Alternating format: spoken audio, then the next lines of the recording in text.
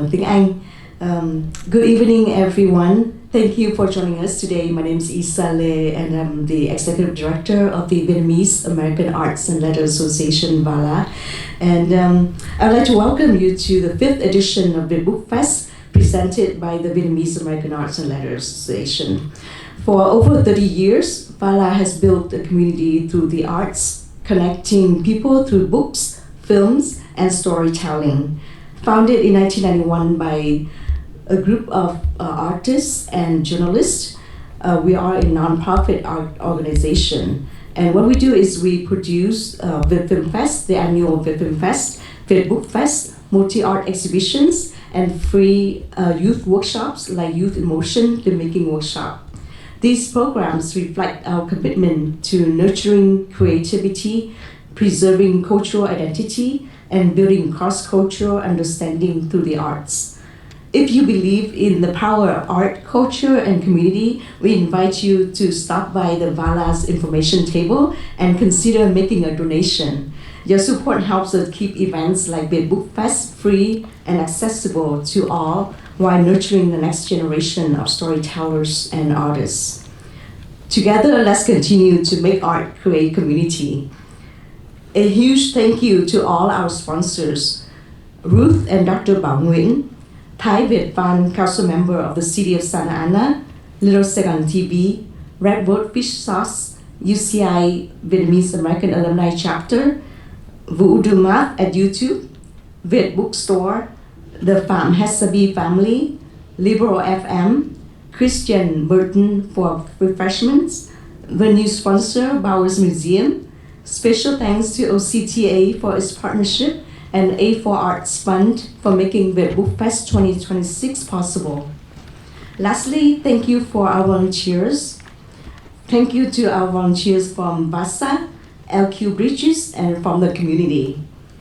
And next, please join me in welcoming Ms. Thuy Nguyen, Chief Financial Officer of the Bowers Museum, the beautiful venue where we're sitting in today, and Ms. Thuy Nguyen.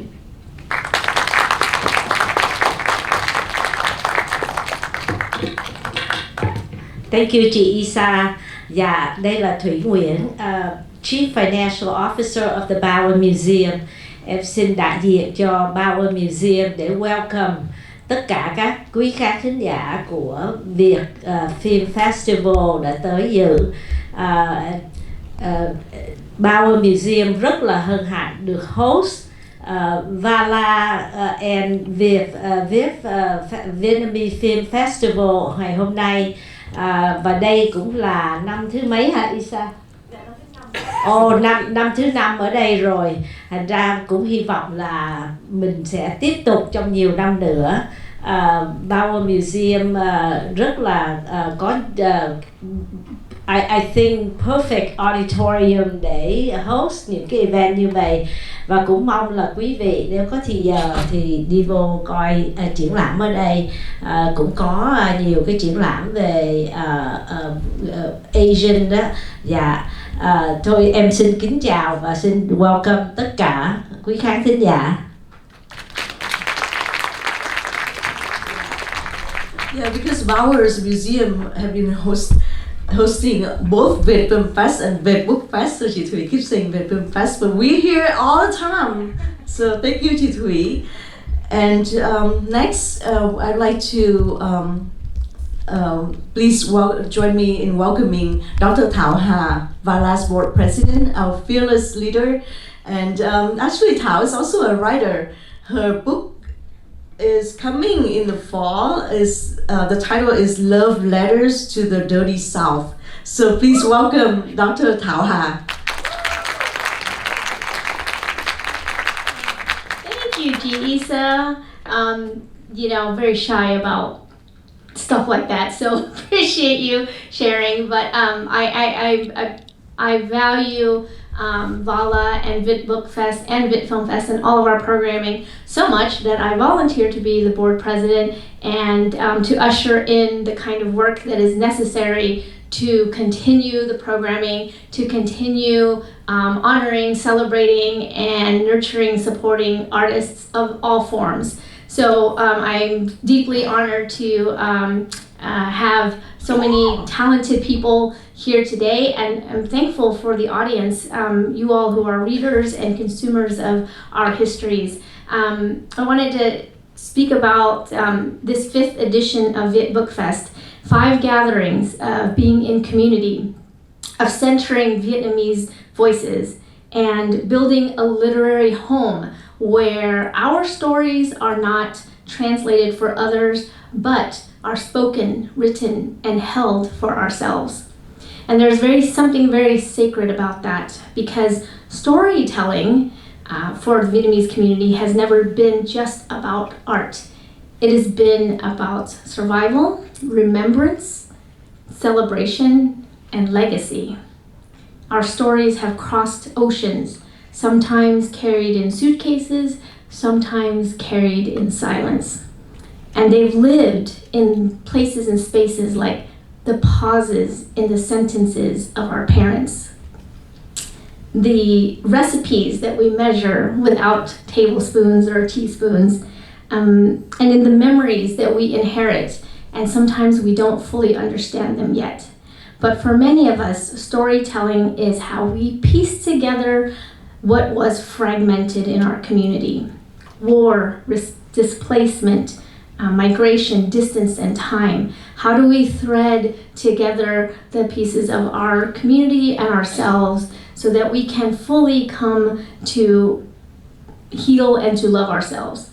And so today, we are gathering and surrounded by books, by authors, by readers, narrators, and this is not a small thing. It's something much bigger and more significant than just this event. It's an act of remembering and also an act of reclaiming. So I want to name one last thing. We're living in a time that feels very heavy, very chaotic, and unrelenting. The pace and the events around us in the world ask us to constantly produce, to constantly react, to constantly sometimes carry more than we should ever have to. But in the midst of that, we sometimes forget something very simple, and that reading and sometimes listening to stories is a form of care. It's not indulgence, it's not an escape in the dismissive sense, but it is care. Because when we read fiction, we give ourselves permission to step outside of our urgent world and to enter another world, another space, another rhythm. And in that, we rest parts of ourselves because we're always bracing and anticipating. And research shows that when we immerse ourselves in fiction, we can reduce stress and increase empathy by allowing ourselves to experience the human stories of others. We can deeply engage. And that distance is not about avoiding things, but it is about restoring ourselves. When we open a cookbook, we're doing something equally productive. We're not just following instructions, but we are activating memory, and we are creating a production of lineage and connection. Because food is a language of care. It is the language of love in our families and our community. How many times have I gotten into something with my mom and I'm like, I'm not gonna apologize, and she doesn't apologize, but she'll ask me, "Con ăn chưa?" Right? And I'm like, okay, she loves me. So in that space, these cookbooks are stories that sometimes were never written down. And we know from research that social bonds, gathering, eating together, having a meal together, it is those pieces that create intergenerational connection and continuity. To cook is to gather, and to gather is to heal. Finally, when we read nonfiction, we equip ourselves with histories that are often hidden from us. We learn frameworks that help make sense of our realities and truths that sharpen our understanding of the world, and knowledge too is a form of protection and care. So whether you come today for a novel that lets you breathe, a cookbook that reminds you of home, or a memoir that helps you understand yourself a little more clearly, know that you being here matters. And this is not just a literary event, it's a space where we all get to practice being whole. So where we allow ourselves to slow down, where we allow ourselves to listen to others, and maybe for the first time in a while, to ourselves. It is important to remember this is a space where Vietnamese stories are not on the margins. We are not the footnotes. We are the center. To authors and voice actors, thank you for your courage, for putting together language and vocals to what so many of us feel but sometimes don't know how to say. To the audience, to readers, thank you for showing up, for choosing to engage, to imagine, and to care. So for all of us here, whether this is your first Viet Book Fest or your fifth one, welcome. And let today be a reminder that in a world that often demands urgency, we deserve spaces that offer us gentleness and joy. Sometimes all it takes to begin is a story. And so let us begin. Thank you. Thank you, Thảo. So let's kick off today's series of panels with one title, Open the Future, a conversation on literary translation. Mở Tương Lai, đối thoại về dịch thuật văn chương. It is my privilege to introduce our moderator, ThuyVy. ThuyVy is a media host, cultural moderator, master of ceremonies, and longtime advocate for the arts and literature, with over a decade of experience in Vietnamese media, contributing to Vietnamese public programming. She has hosted, moderated, and appeared on television and radio networks within the Vietnamese community, such as IBC, Việt Live, Clara Studio, Tin Vui Media, Viet Phố, Hồn Việt, VNA, SET, VHN, and VNPR. Basically everybody. ThuyVy, please take it from here. Và chúng tôi xin được giới thiệu với quý vị người điều hợp buổi hội luận đầu tiên của Viet Book Fest ngày hôm nay là cô ThuyVy. Xin mời chị ThuyVy. Thank you, Isa. Cảm ơn Isa đã có những lời giới thiệu rất là nồng nàn riêng đối với ThuyVy. My name is ThuyVy again, and I'll be your moderator today for the first panel discussion. The topic is Open the Future, and it is Open the Future to literary translation.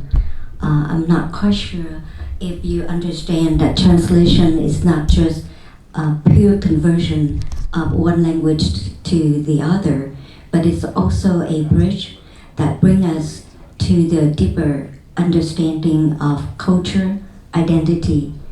Vietnamese literature is rich, layered, and deeply rooted in history, culture, languages, stories, imagination, and all of the journey that we have, especially with the mark of 50 years that we've been here.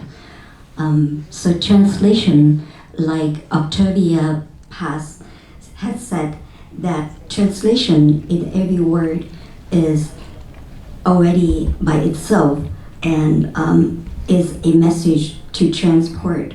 And George Steiner suggests without translation, there will be silence around the word. Anyway, let's set it in motion. I'd like to introduce, and it is my honor to have these panelists here with us. And thank you for the audience, such a diverse audience that we have. The first panelist I'd like to introduce is Ms. Đinh Từ Bích Thuý. Due to some unforeseen circumstances, she will not be here in person with us, but she is right there on the screen, and she will take questions and answers just like everyone else via Zoom. Welcome, Ms. Bích Thuý from Virginia. Thank you for that introduction. I'm very glad to see everyone, and while I cannot join in person, I'm happy that I have this, I'm given this opportunity to participate. Thank you. And the next person, and as I mentioned her, please do step up on the stage, Ms. Đặng Thơ Thơ.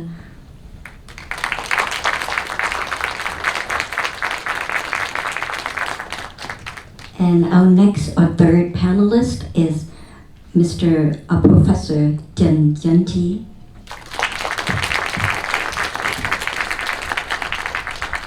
So we will have questions for all these panelists, but then of course we will definitely have a time frame for questions from the audience as well. So at that time, feel free to pose any question regarding to the answers or anything pertaining to translation itself. So let's set it in motion and we're gonna begin. Thank you.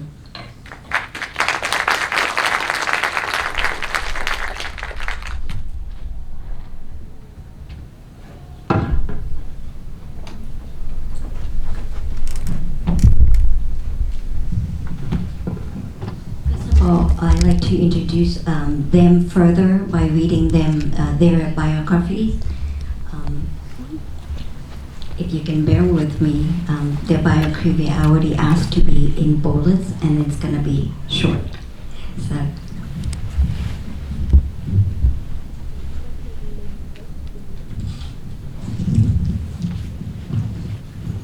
first of all, it's Miss Đặng Thơ Thơ. Đặng Thơ Thơ is a novelist. She has many names to her. Novelist, short story writer, essayist, and the author of AI. Her first novel by Yamo Press, and 2 collections of short story, the Winter Exhibition by Phòng Triển Lãm, Mùa Đông by Văn Mới, and the I'm gonna have to put my glasses on. I am sorry, I think I can read, but aging has to do with this. Possibilities by Người Việt, as the name in Vietnamese is Ca Thể. That was in 2014. She's featured in anthology Beyond Borders, Yamo Press in 2024, showcasing stories from the Vietnamese diaspora. Her works have also gained international attention and feature in Words Without Borders, Diacritics, Pan America Reading, Series 2025, and Exchanges, Journal of Literary Translation. She is the co-founder and editor-in-chief of the Vietnamese literary magazine, Yamo.org. And also its foundation, she is the president, a registered nonprofit organization. She currently lives in California and is an active member of LGBTQI community. Please welcome Ms. Thơ. Thank you, ThuyVy, for the introduction. You're welcome. Next would be a biography for Ms. Đinh Từ Bích Thuý from afar, from Virginia. Thuy Dinh is a bilingual critic, translator, and editor at Yamo, a symptom and diasporic Vietnamese artist network, Divan. In 2024, she edited Beyond Borders, a collection of translated fiction by Vietnamese refugee writers published by Yamo Foundation. In spring 2025, she guest edited the Untier series, Status Literature of the Vietnamese Diaspora for Words Without Borders. She is a member of the American Literary Translations Association and a judge for the ALTA, which is the American Literary Translator Association. She's also the Lucian Strike Asian Translator, and she has won that prize in 2026. Please welcome Ms. Bích Thuý via Zoom. Thank you to ThuyVy for that introduction. Next would be, and last but not least, Professor Trần Chấn Trí regularly contributes Vietnamese short story and literary translation works to both print and digital magazine. He has published language textbooks, bilingual storybooks, as well as language and linguistic dictionaries. He teaches college-level courses in bilingual education, languages, and linguistics. He actively involved in initiatives that preserve and promote Vietnamese language, literature, and culture. Please welcome Professor Ji.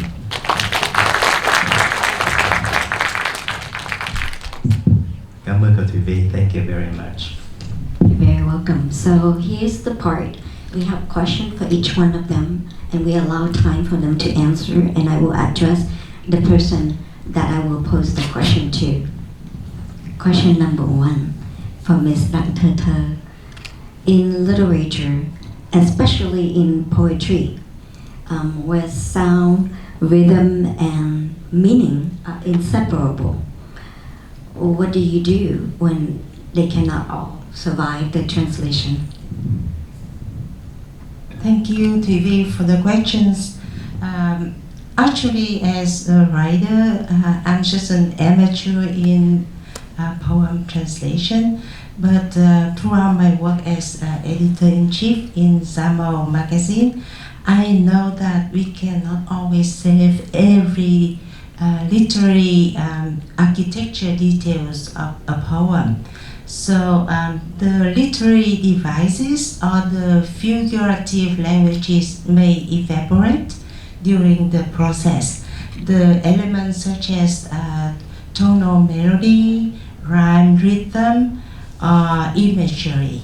So my loyalty first is to the intent behind the images and the ideas that lives between the words. Things such as the unspoken spirit, the mood, the atmosphere, the feeling that the author meant for the reader to carry. So I have to find a way to mimic or to recreate the feels of the original to the target language by using the devices, sound devices like sibilance, assonance, alliteration, rhyme, meter, or repetition. So my job is to ensure the acoustics of the translation achieve the resonance in the target languages. Thank you. When you mentioned that you mimic, can you elaborate on that?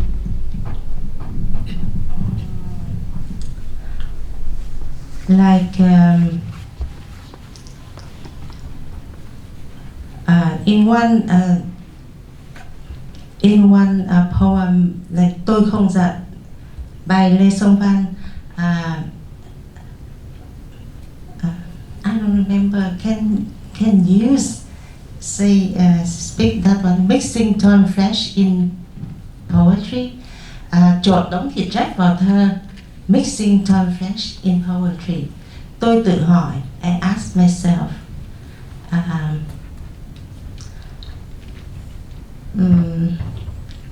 ngôn ngữ còn kịp can thiệp. If language still has a chance. Ngôn ngữ còn kịp can thiệp vào trật tự của súng đạn. If language still has a chance against the order of weaponry. Thank you for that follow-up. The next question I have is for Professor Trần Thi. Vietnamese encodes relationship deeply through pronouns and tone. How do you translate forms like chàng, thiếp, chàng và nàng, or anh, chị, em, without losing the emotional nuance? Thank you, cô ThuyVy. When I got this question from cô ThuyVy, I asked her, were you mad at me or something? You gave me this very hard question, but it's a challenge, so I take it. Vietnamese personal pronouns, I don't know if you knew, there have been people who wrote their doctoral dissertations on personal pronouns. Not just one, but many. So it's that intricate. If you really think about it, Vietnamese does not have true pronouns. Most pronouns come from nouns that are kinship terms. Like when you say tôi, it means servant. When you say anh, that's brother, older brother. You call yourself em, that's a younger sister, younger brother, and you can go on like that. So we don't really have true pronouns. Maybe there's only a handful of them, like nó or hắn. Even họ, I think it means relatives, you know. So that's something specific and unique about Vietnamese personal pronouns to begin with. So you can say that Vietnamese is a pronoun-heavy language because we express our emotions through them.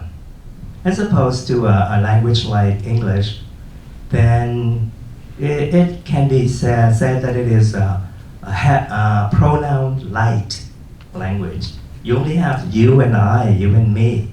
Maybe in the old form, you had thou, like Romeo, where art thou, but we don't have thou anymore. So your question was about how do I or anybody who does translation from Vietnamese to another language, how do we handle that? There are several ways. There are several mechanisms. For example, on top of the pronouns, we can use nouns. Like, for example, you can use terms of endearment together with something that's said, like, sir, I understand it. So by saying, sir, I understand it, you are calling the other person you with respect and, you know, things like that. Of course, you can't express everything with terms of endearment, but at least we have some of them, like honey, darling, or more bold, babe, you know. It depends on the relationship between a speaker and the interlocutor. And on top of that, you also have honorifics or titles like doctor, yes, boss, I understand you, boss. Yes, professor, you know, those are titles, and the honorifics, sir, ma'am, miss. There are some in English, for example. Of course, not as rich as Vietnamese personal pronouns, but we have ways, right? Also, you can use other mechanisms like slang or informal terms to express the relationship between the people who are communicating, like you guys, bro, or even bra, you know, dude, you know. You have all those choices available, right? And then I do translation from Spanish too, and I think a language like Spanish, at least it has two different types for you, right? Like in French, to vous and tu. In Spanish, in Spain, they have usted, ustedes, and vosotros. But you get more lucky if you go to South America, in Argentina, for example, where they have not only usted, the most formal form of you, but also tú, the informal, and in between you also have vos, the third one. So there are three choices for personal pronouns in South America. And then we also can use syntax on top of pronouns. For example, in an informal way of speaking, you use contractions, right? You say, I don't, instead of I do, I do not, or even I ain't, you know? Or you say, I'm gonna hang out with my friends, talking to your mom, instead of I'm going out, you know, in a simple way. So there are ways, there are mechanisms. Yes, at first we think personal pronouns in Vietnamese are hard to handle, but we have methods to do it. Thank you for all of that. But when I read novels and poems, and when I come across, and especially offer audience outside of the original language new insights about the history or culture where the work originates. And loving this work also means that she loves the narrative and formal qualities of the work, how the story is being structured, and how the author chooses their words, craft their sentences, or what genre the work falls into, whether it's poetry, fiction, or nonfiction. So loving a work means the translator has to find ways to transpose the original text into the new language, how to reflect the author's intent, and how to bring the work to its new readers. Therefore, all three factors, text, intent, and reader outreach, are interrelated. But I think loyalty is a tricky concept. How do we define loyalty or faithfulness? The notion that translation is betrayal. You all heard the French phrase, traduire c'est trahir. That's a really sexist phrase because it implies that language is like a beautiful but unreliable woman whose nature is to betray her lover or husband. Therefore, to translate means to open language to risk of betrayal. But I think we need to define loyalty more broadly. And in my translation practice, I define loyalty as integrity, or what we call tính toàn vẹn of a text.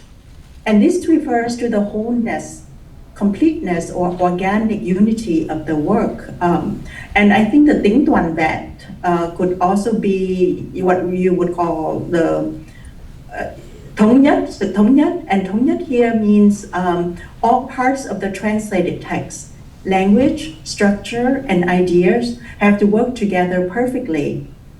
And the integrity of the work depends on how the translator interprets the work's meaning.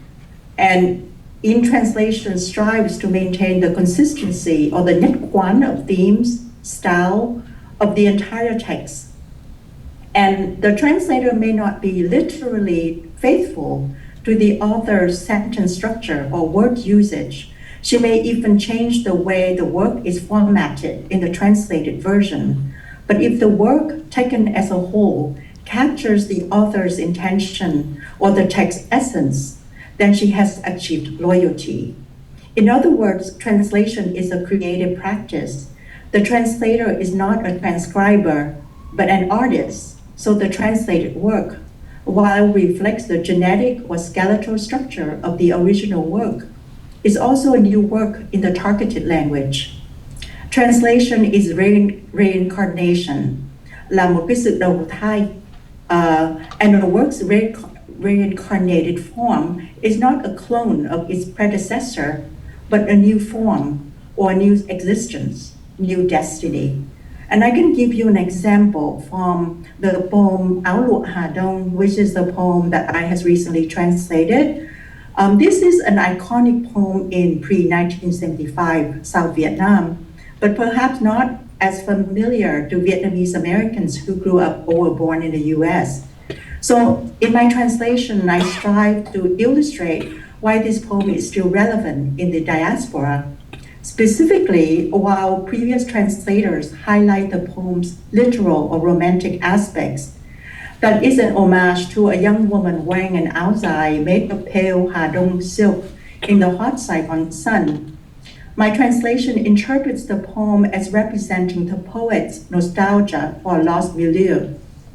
Therefore, I do not read áo lụa literally as áo dài or silk dress, but interpret the poem from a broader angle, choosing Hà Đông silk as my title. So it's not like áo dài, it's not like Hà Đông áo dài or Hà Đông silk dress, it's just Hà Đông silk. And in my interpretation, Nguyen Sa's idyllic existence was ruptured by the emergence of the Viet Minh in North Vietnam, his migration from Hanoi to France in 1949 for university studies, and his return to South Vietnam in 1956, when the country was a newly formed but already volatile republic. So the entire poem encapsulates Nguyen Sa's timeless desire to regain this northern past in the figure of a young woman wearing Hà Đông silk. And this is I'm just going to read 4 lines of my of this poem because it's too long to read the whole poem. The Saigon heat suddenly feels cool.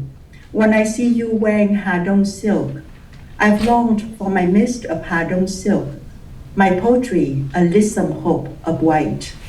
And this is the original, Nguyên Sa's original.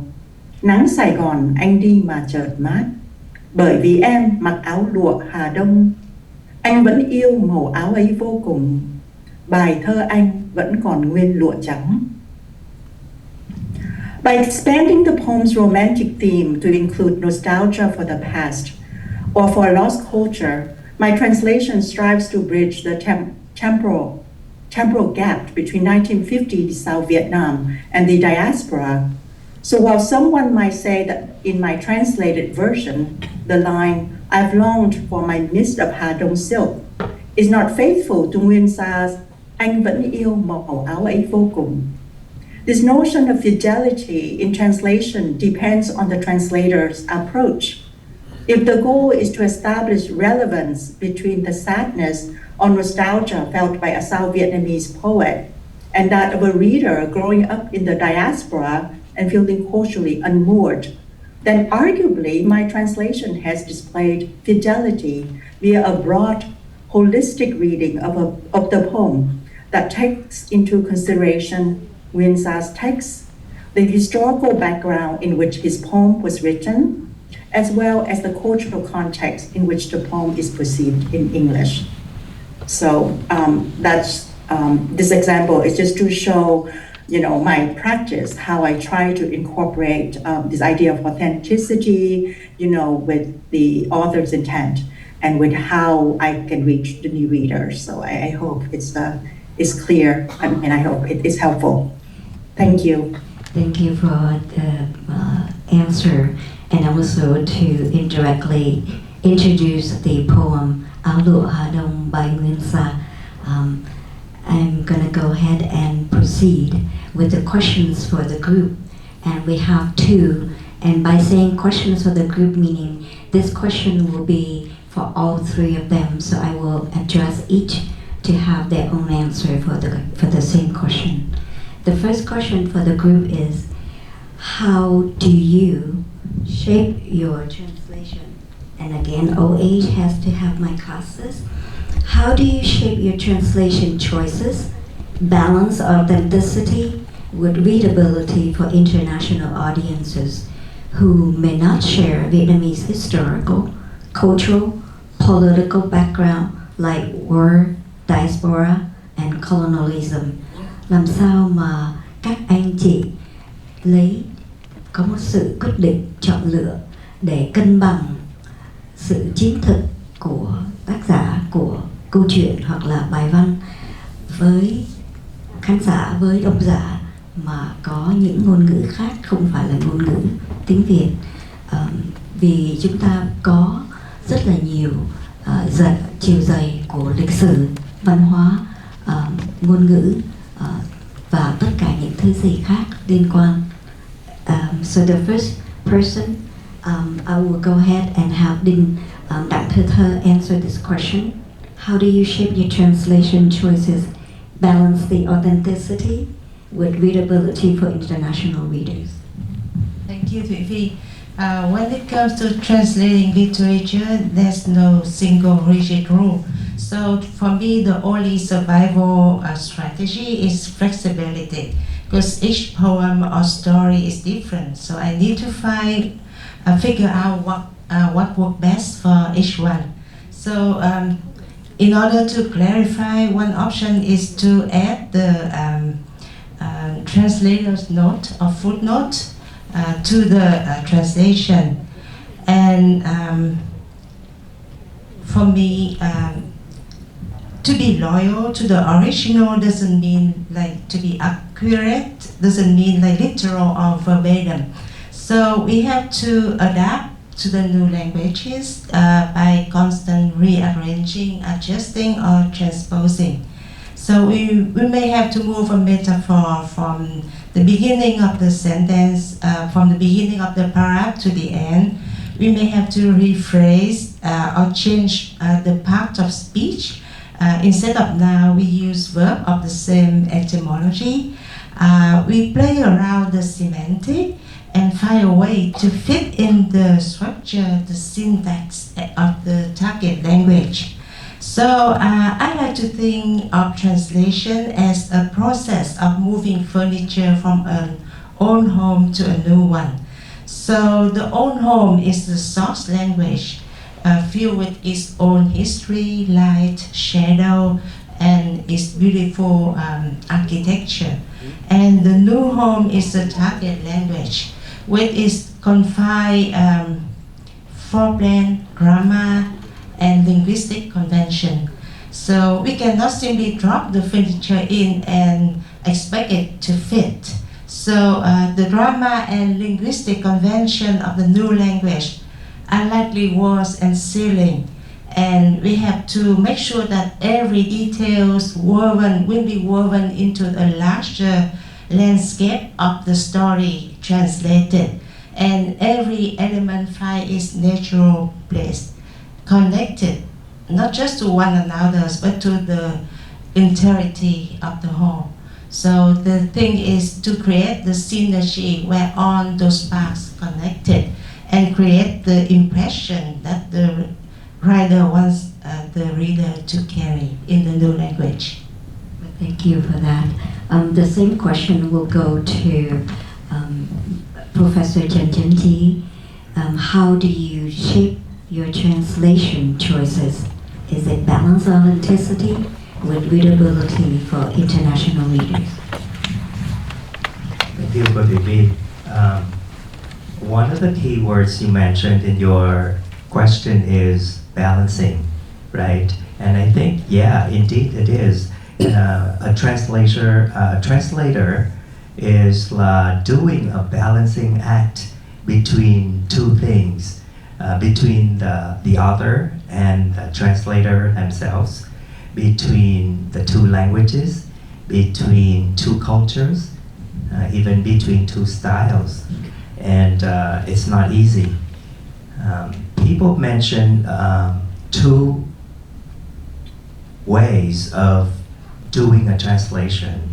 The first one is domestication, or you make the reader feel at home with your translation using familiar words in Vietnamese, for example, as opposed to foreign, it's hard to say this word, foreignization, as opposed to domestication, where you show or you retain the original tone. You translate words, but you keep them very exotic, very foreign. So the reader realizes that they are reading a translated work, and that's your intention. So you make a decision between domestication and foreignization. I am currently working on my next bilingual book called Vietnamese Folktales for Language Learners for Total Publishing. And we are going through the editing phase. And in my stories, I bring in a lot of sayings and proverbs in Vietnamese. So what do I choose? Which do I choose? Domestication or foreignization? I do both.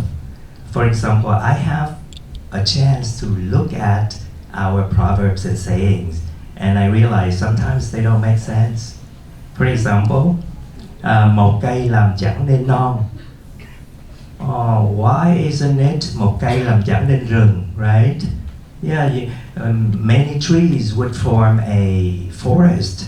Why a mountain, right? So, yeah, we've never thought about it. We take it for granted. Whatever is said is already fixed, right? So, if you choose foreignization, you will keep the Vietnamese tone and you translate into English as one tree alone cannot make a mountain, but three together can. And then an English-speaking reader would feel like, oh, it sounds really foreign, right? But if I try to make it at home, going through domestication, I would choose to think of an equivalent in English. For example, unity makes strength, or united we stand, divided we fail, or even many hands make light work. So in that sense, the reader will feel more at home reading a story in Vietnamese. But yeah, it's a balancing act. Thank you. And right now we're going to have the same question for Ms. Đinh Từ Bích Thuý. How do you shape your translation choices, balancing the authenticity with readability for international audience? And with the time constraint, if I may remind our panelists that I might have to skip the couple of questions that you also have forwarded to me, your own questions. But if the organizing committee allow us extra times, we can be flexible. Anyway, so Ms. Đinh Từ Bích Thuý, go ahead with your answer for that particular question. All right. I think authenticity and readability are not absolute concepts, but are defined by each translator. So authenticity or fidelity can be problematic if these concepts limit how the work is interpreted, or if they mostly promote one way of reading the text, therefore do not encourage diversity or portray the original author in their full complexity. And so rather than defining authenticity or readability as some controlling or objective factors, I shape my translation choices based on a subjective standard. First, as I mentioned in my response, in my earlier response, whether I love the original work. And second, whether I see my translation process with the original work as a timeless dialogue between author and reader, and the reader being myself, who is also a translator. So authenticity and readability are only relevant to the translator's perspective, since we cannot know what is or isn't authentic, or predict how any prospective reader may respond to the work. And lastly, I think an innovative or expansive reading of a familiar literary work, expansive here, like a broad reading of something that's very familiar, whether it's Áo Lụa Hà Đông or Hồ Xuân Hương or Chuyện Kiều. So if you apply an innovative reading or something that's broad and never has been discussed before, and if it's something that seems to go against a traditional definition of authenticity, it should be encouraged, since a critic or a translator often has to dispel certain preconceptions, both in the culture in which the work was created and in the environment into which the work is translated. So for example, the 19th century poet Hồ Xuân Hương, to me, she is an ingenious wordsmith. She's a pungent social critic.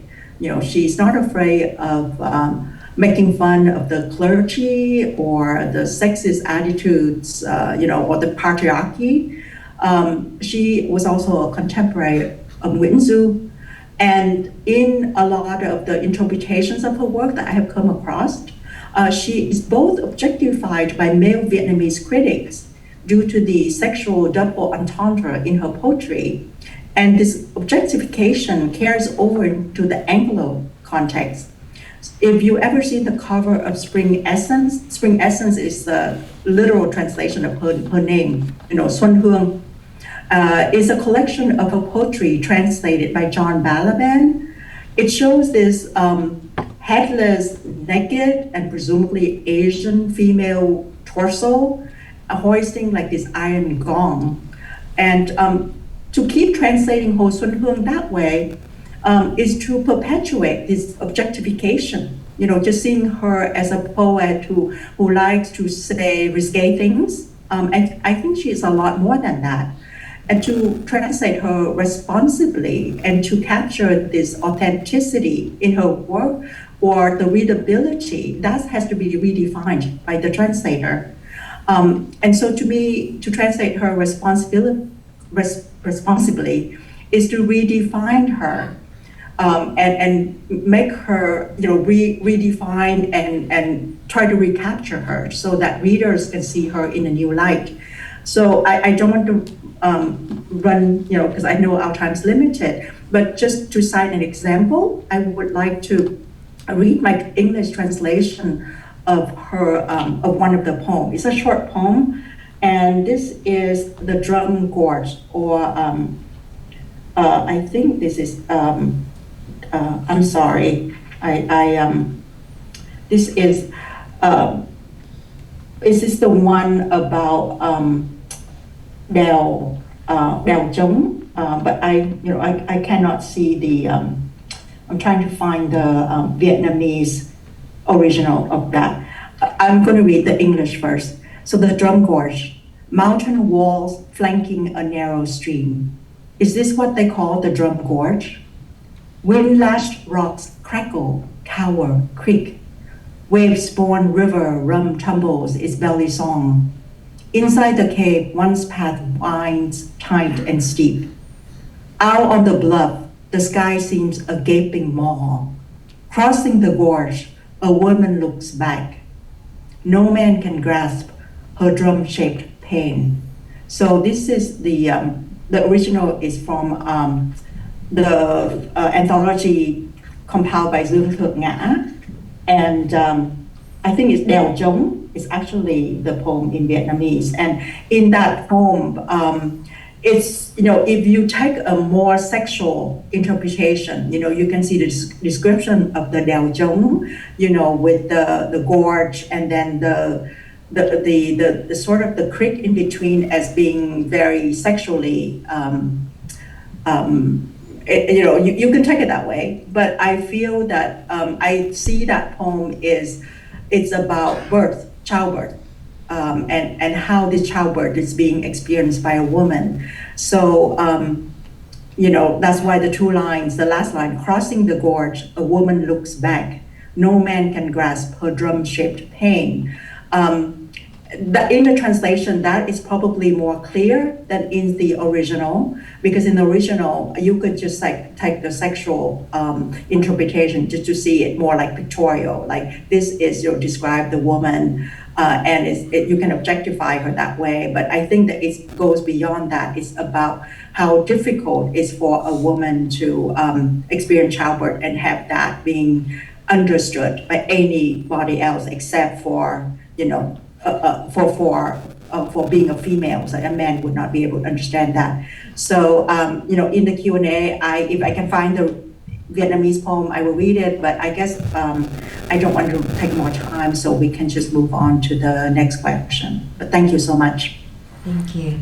The questions, we're going to go ahead and skip the second question for the group because of time constraint, if that's okay with all of you.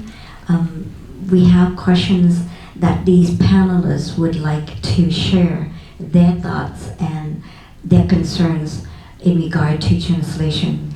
So the first question from each one of them, and they will share their answer, their responses. The first one would be,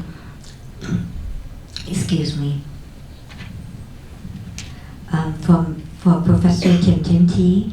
His question was, as a multilingual translator in English, French, and Spanish, what challenges have you encountered in doing both forward and backward? So he does have a forward and backward translation mechanism, but how do you, as a multilingual transport, for those multi-languages when you translate? Cảm ơn cô ThuyVy. We used the term forward translation versus backward translation, and they can cause some misunderstanding because different people can understand those terms differently, right?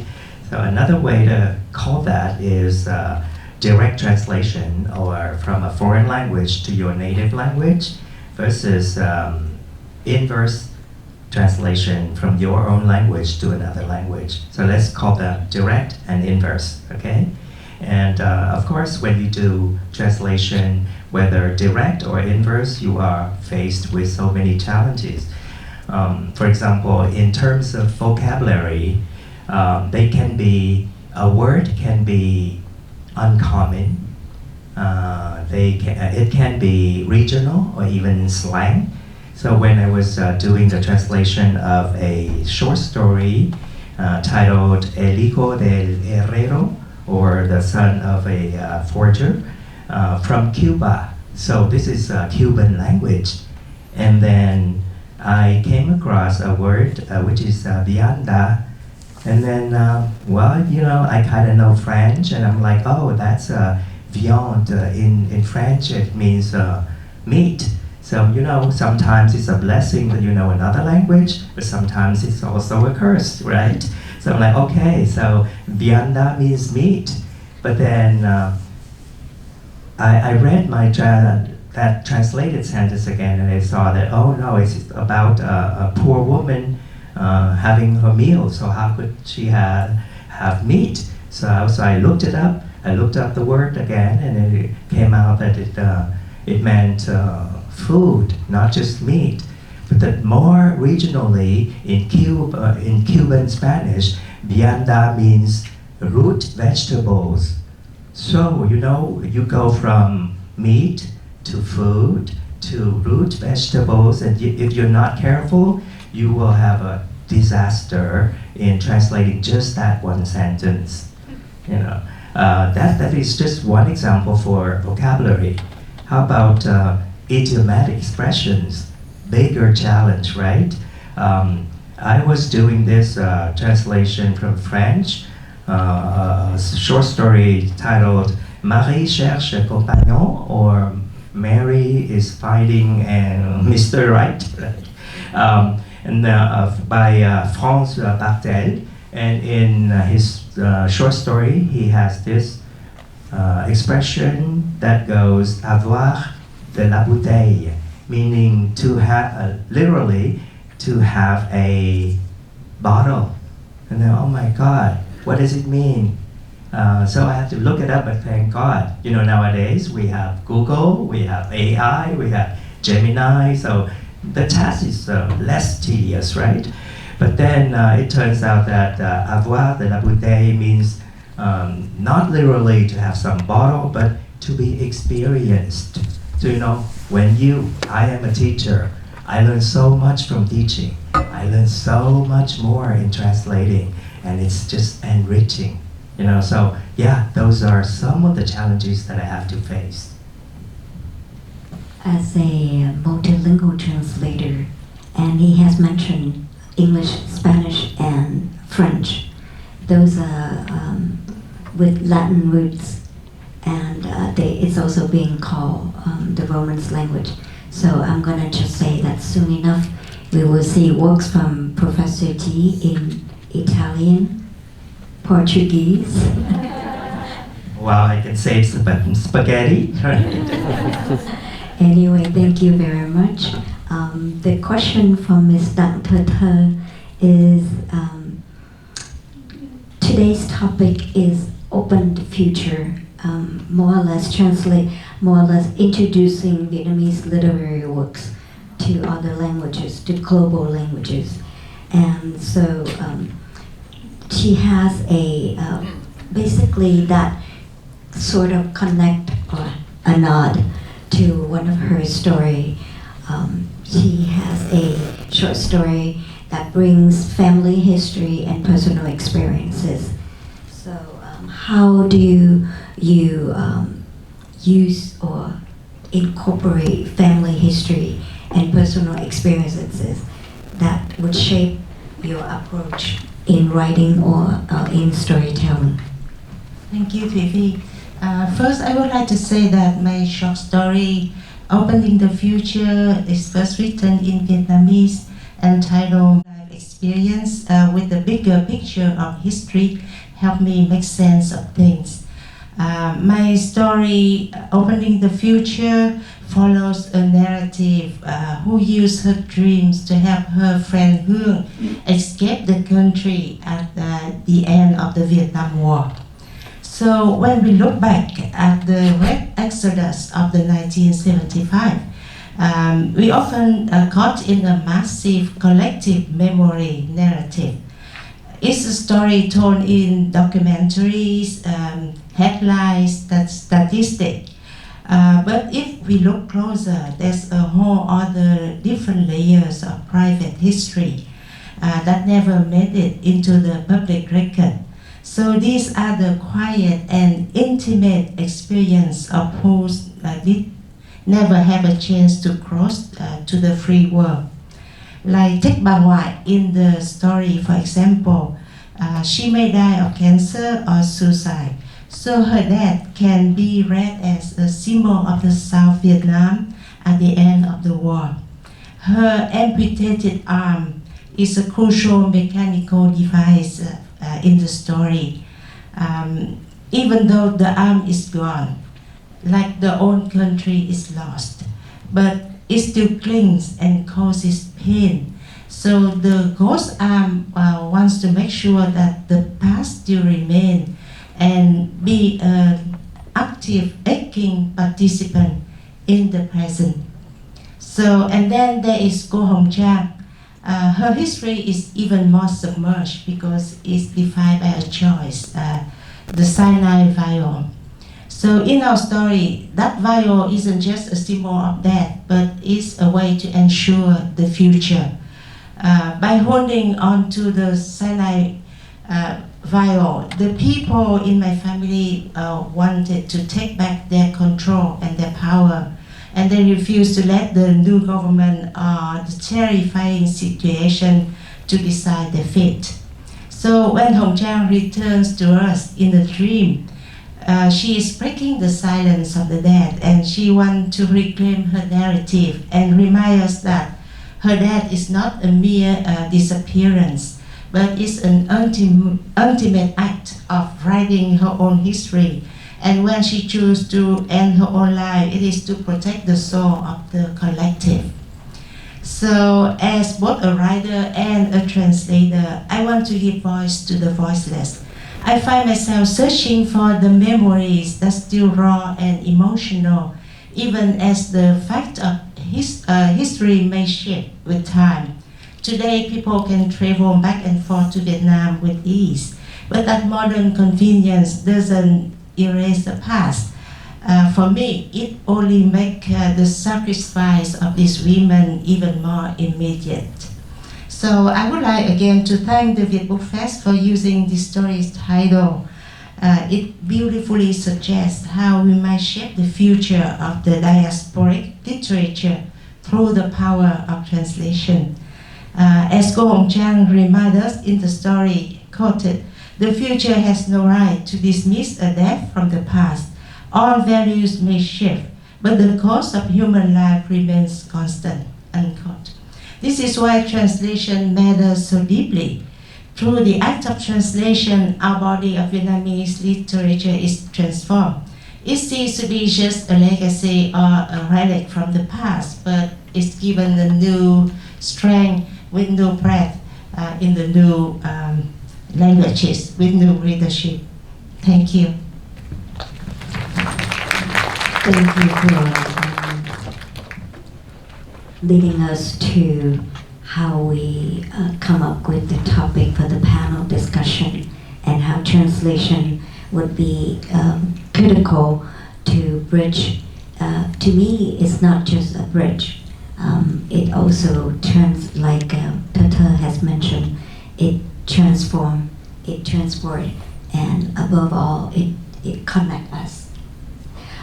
The next question for Ms. Đinh Từ Bích Thuý is, what is your writing process like when working on your short stories, translations, or essays as a writer, scholar, literary critic, and translator? Are there certain approaches or consideration that you gravitate toward? is there any overlap between your work as a short story writer, between short story writer, scholar, literary critic, and translator? That's Miss Đinh Từ Bích Thuý question. Thank you, chị ThuyVy. As I have illustrated in my earlier responses, I would try to take a holistic, immersive approach and paying attention to both the historical and cultural context whether writing my review or translating or an essay, writing an essay, a nonfiction essay or short story. I'm mostly an essayist and critic. Occasionally I do write short stories, but most of my stories are autobiographical. And the unity in all of these different genres that I am engaged in is, as I said, that is an immersive approach. And I think this tendency, to cover all bases, I think it has autobiographical roots. I came to the United States as a 13-year-old refugee. So I was right at the juncture between the end of childhood and the beginning of adulthood, between the past and the future. So between between Vietnamese, between my maternal tongue and my adopted tongue, it was the perfect time that, I had enough I retained enough memory as a child growing up in Vietnam, but I was still young enough to assimilate into the new culture. So because of this in-betweenness, every time when I write, when I approach a work, I try to give like this whole picture because of the anxiety that, when you are in between cultures, you are incomplete. So to overcompensate, you try to cover all the bases. So I think that must be it. And you could call this is kind of a Proustian, it's a new roses, because Proust, as you know, his novel is very long. I think with like 6 or 7 volumes, it come to about 9,000 pages. I'm not really sure, maybe more. But I feel sometimes that I cannot be brief. Everything I write, it has to be so exhaustive. And I think that's because it comes from the anxiety of not belonging to either culture. To cite an example, in my review essay, I'm a freelance critic for NPR. So 3 years ago, I wrote a review essay on Viet Thanh The Committed. And even in that review, you can see that it's very autobiographical because I raised the question in this review, and I can read it. I can read the part of this excerpt of this review to you. So here is my review of The Committed. The Committed also reiterates the ideas first articulated in The Sympathizer. What is to be done? The question that Viet Thanh Nguyen poses in both novels is a timeless inquiry into the forces that shape our moral worldview.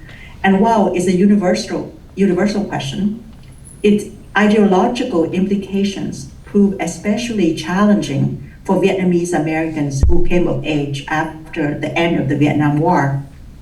Can we have a balanced perspective if we did not directly suffer war or its consequences, but learned about war's impacts from family members toward whom we owe both blood and emotional allegiance?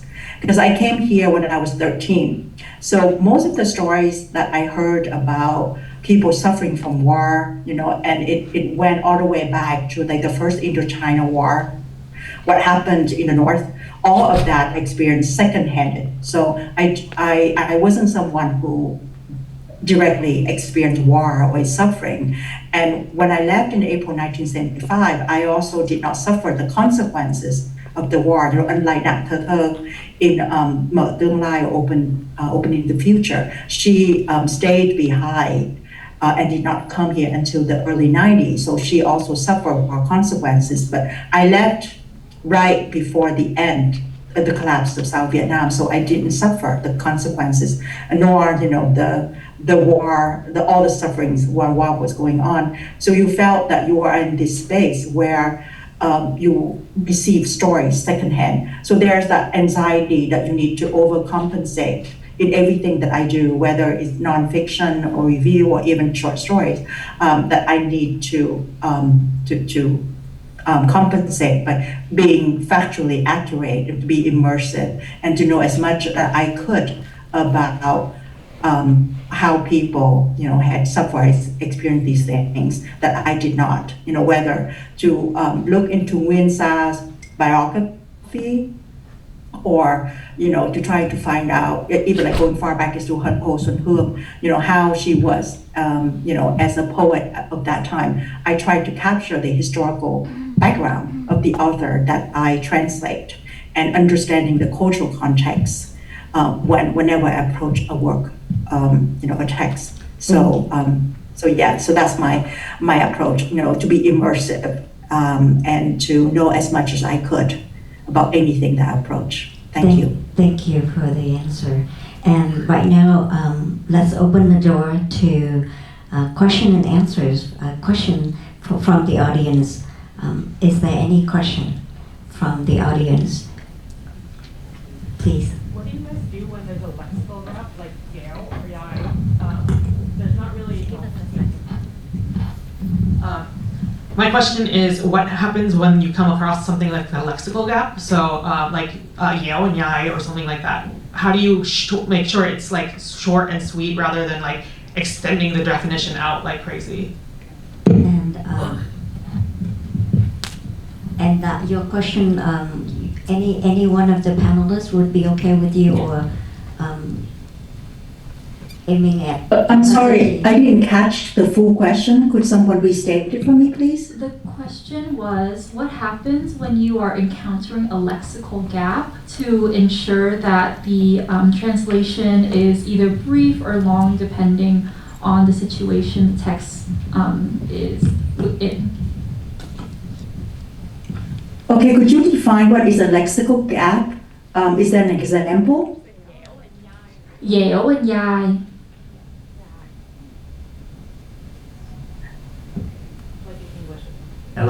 Hello, Stephanie. Very nice to see you today. Yale and Yai. Wow, it's you think of ThuyVy, right? But is it good ThuyVy or not so good ThuyVy, right? Yeah, especially for those who with teeth or without teeth. Oh yeah. So it's just every other word, if not every single word that you came across with in the translation is a challenge, right? And then you said without being lengthy about it, you have to come up with a word in English. So I came here, for example, at a very late age. I was already 28 years old when I came here. So learning English is an everyday thing for me. I'm learning English right now as I speak. I listen to myself, so, well, how do you say that? Yale? You say, oh, it's ThuyVy. But then maybe how you say it can express whether it's good ThuyVy or bad ThuyVy, right? You can frown, you say, oh, this meat is so ThuyVy. So it's Yai, and then you eat something good and you enjoy it, so ThuyVy, right? So yeah, I think so. But I guess that Zai also depends on context, right? Like someone who, like a person who's Zao Zai, which means that maybe he still has like good muscle tone, or that, he still, or he or she, I don't mean to be sexist, a day. So Zao Zai also depends on the context of, how it's used, correct? So we can translate it different ways, whether it's ThuyVy, whether someone is still toned, right? Or someone's still flexible, right? I guess it really depends on the context. Thank you all. Thank you, Professor T and Chị Bích Thuý. Any other question from the audience for any particular panelists, for the organizing committee, or go ahead, please. good talk. Appreciate the discussion. Translation is very interesting topic for me. I did research on Trần Công Sơn music and see the translation of translated into English, and it's not that great. Even though it's a direct translation, but still is not capture the spirit of the other song that he had. But my main question is since Vietnam is modernizing, so they looking at the future, and I'm sure a lot of interest in looking at the past. So literature, music, of old imperial poem and all that.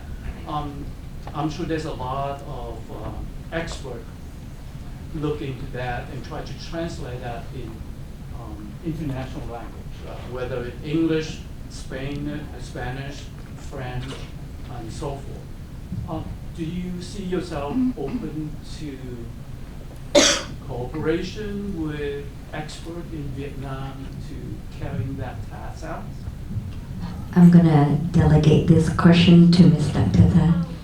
Repeating the question for ThuyVy on the Zoom is, audience member has asked, would anyone here be willing to collaborate with people in Vietnam to translate music or other works of art? Go ahead, please. Yeah, thank you for your... Sorry, go ahead, Thơ Thơ. Yeah. Thank you for your questions. One of our mission from Zamo Foundation and Zamo.org is to promote experimental and work that has been censored in Vietnam into English and the global readers. So I think at this moment we have lots of projects that we're working on. After last year publication of Beyond Borders, our first anthropology translated short stories from Vietnam to English. Now we're working on a new project. I'm proposing experimental short stories. We are in the process of finalizing 10 Red Minutes by Trần Thị Nguyệt Hồng, a work that has been censored in Vietnam. We probably published it last year, the original in Vietnamese, and this year we're working on translated to English. So we welcome partnership with lots of foundation, organization in order to promote the Vietnamese literature. And I want to let Thuy share her ideas. Thank you, Thơ Thơ. I guess pertaining to the question whether we would be willing to partner with certain entities or individuals in Vietnam to translate music, I think it also depends because we, as Thơ Thơ said, we have to balance, our work as an organization. Zamo, we do have a lot of projects, like the project of translating Trần Thị NGH, 10-minute read, and other works, in the process, and then the time it takes to get grants, to apply for grants, or to reach out to certain people that can finance our projects. It takes a lot of time, and it's not. A work can take years, anywhere from 2 to 5 years, average, from beginning to publication. So, so it's a matter of balancing our time and our interests. And I think that there are musicians like Trịnh Công Sơn and other musicians. I think their lyrics are interesting, and that's also it's a very fascinating endeavor. But I guess it has to be a balancing, and if any of the Zamo members, if they can balance, these personal interests with also the the work for Samo, then I think that's great. We should encourage people to do as many projects as time permits. But each project does take a lot of time because translation doesn't pay money. As most literary translation is an artistic endeavor, and right now in the U.S. it's mostly carried by universities or individuals, getting grants from organizations like PEN, Divan, the Diasporic Vietnamese Artist Network. They do have a partnership with University of Texas, Texas University Tech, Texas Tech, and also other independent publishers to bring Vietnamese literature in translation to more readers. So we have that. So because of these efforts are all like fairly, they're small independent projects. So it's really hard, we're still struggling, to bring more works from Vietnamese to English. And we have limited time as well as manpower.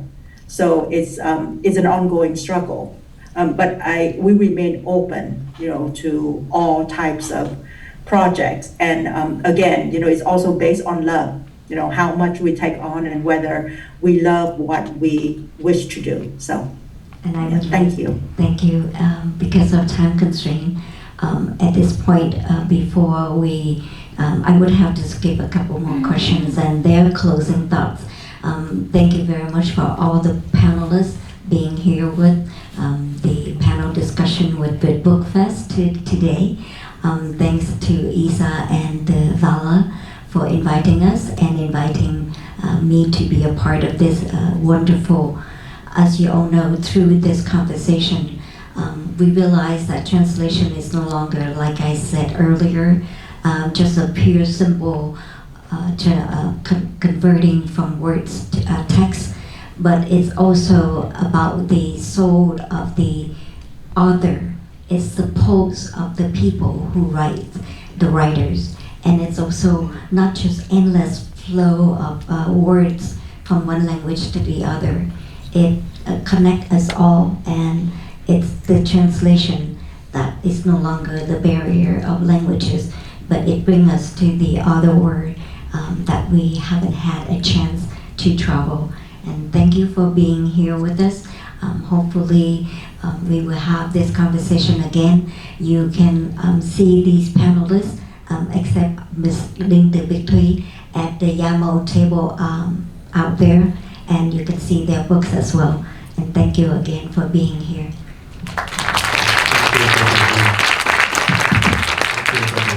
Thank you, everyone. Thank you, ThuyVy, and thank you, everyone. You're welcome, and I wish everything goes well, and we'll talk again soon. Good luck, Thuy,